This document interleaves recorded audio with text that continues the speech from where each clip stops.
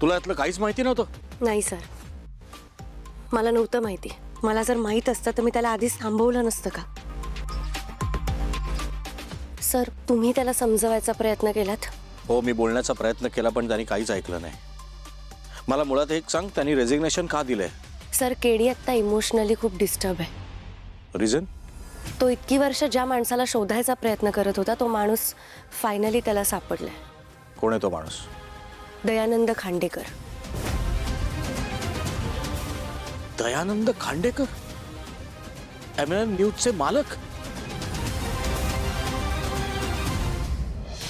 बघितलं दया काका, किती खुश आहे तो जबाबदारी घ्यायला. त्याने कौशिकी, पण मी अजूनही सांगतोय, खूप काही होते खरंच. अजिबात काळजी करू नका, माझ्यावर विश्वास ठेवा प्लीज. बरं, मी आलेच फाईल्स ठेवून.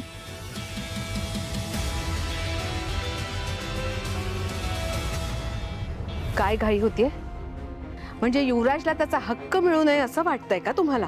अगं मला असं का वाटेल पद्मिनी, पण युवराज हे सगळं सांभाळायला अजूनही सक्षम नाहीये, तयार नाहीये तो. अरे मग होईल ना तयार. पण एक लक्षात ठेवा, हा, माझ्या युवराजला त्याचा हक्क मिळवण्यासाठी कौशिकी समोर हात पसरताना बघायचं नाहीये मला.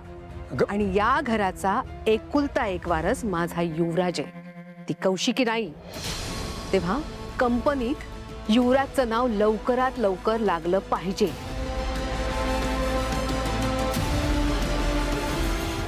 नाही नाही नाही पद्मिनी, या सगळ्याचा एकुलता एक वारस फक्त युवराज नाहीये,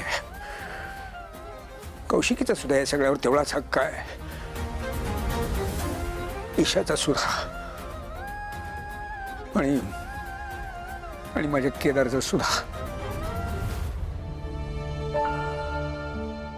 सर, ज्या गोष्टीचा तुम्हाला इतका मोठा धक्का बसलाय, केडीची काय अवस्था झाली असेल ह्याचा विचार करा. त्यात गेल्या काही दिवसापासून ते दोघं एकमेकांच्या खूप जवळ आले होते. त्यांची मैत्री खूप घट्ट झाली होती.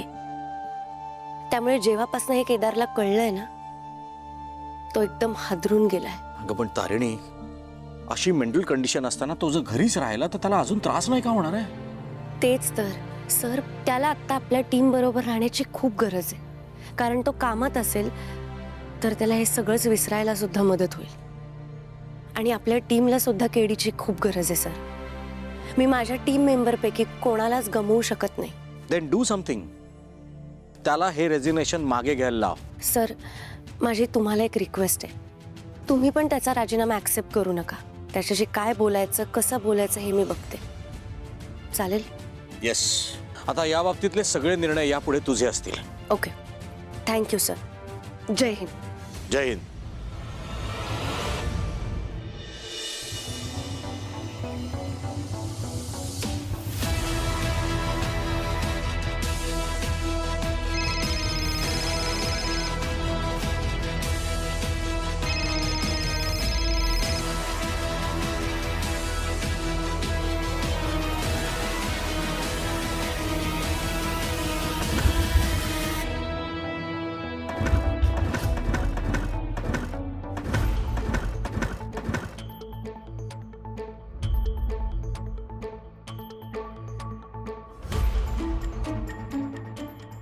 दयानंदराव, सुमियाजी नमस्कार.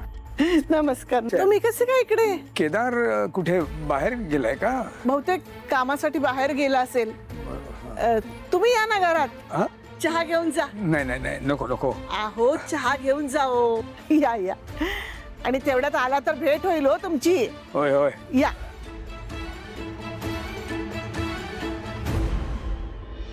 केदारला भेटायला आलात? काही विशेष काम होतं की सहजच? नाही नाही, काम असं नव्हतं काही, जरा बोलायचं होतं त्याच्याशी. पण तुमची छान गट्टी जमली. हो. एक सांगू का तुम्हाला, तुम्ही केदारला जे आपलंसं करून घेतलंय ना, ते बघून खूप छान वाटतं. खूप चांगला मुलगा आहे हो, म्हणजे समजूतदार, सगळ्यांना सांभाळून घेणारा. पण त्याचं स्वतःचं असं कोणीच नाहीये हो. नाही नाही, आहे ना त्याचा बाप. आहेत ना, आहेत. तो बाप कुठे आहे हे कुणालाच माहिती नाहीये. अशा मुलाला झिडकारणारा बाप किती निष्ठुर असेल नाही.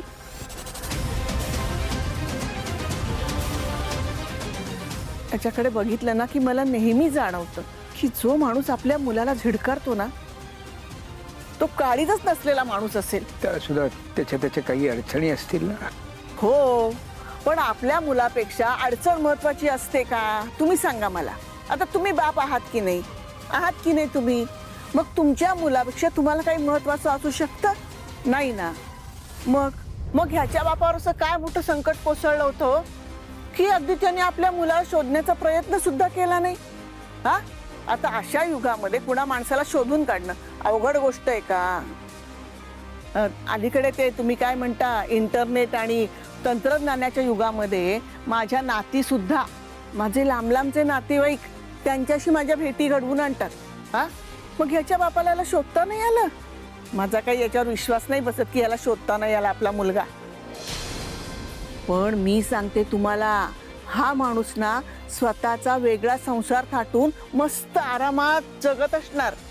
हो, नाहीतर काय, बघा हो की नाही.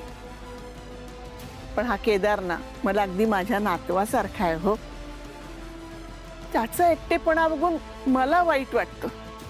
पण त्याचं काय होत असेल तुम्हीच सांगा ना. आपल्या लेकराला स्वतःपासून लांब करणाऱ्या या बापाला ना दशरथाच्या यातना भोगाव्या लागतील, सांगते मी तुम्हाला. पण या रामाची गळाभेट व्हायची नाही त्याची. अशा मुलाला दूर करून त्या बापाला पुत्र सुखाचा लाभ कधीच मिळणार नाही.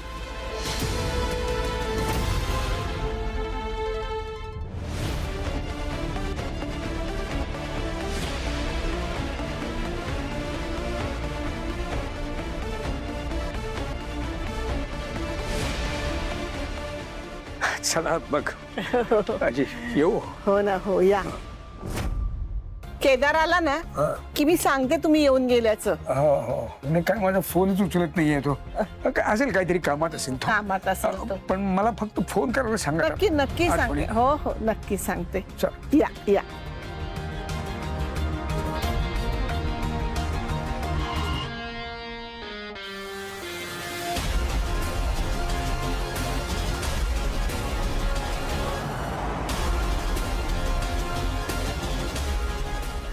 काय झालं?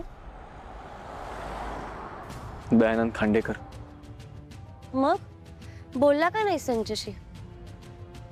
नाही इच्छा माझी. मला त्याचं तोंडही बघायचं नाहीये. KD stop. टर्न.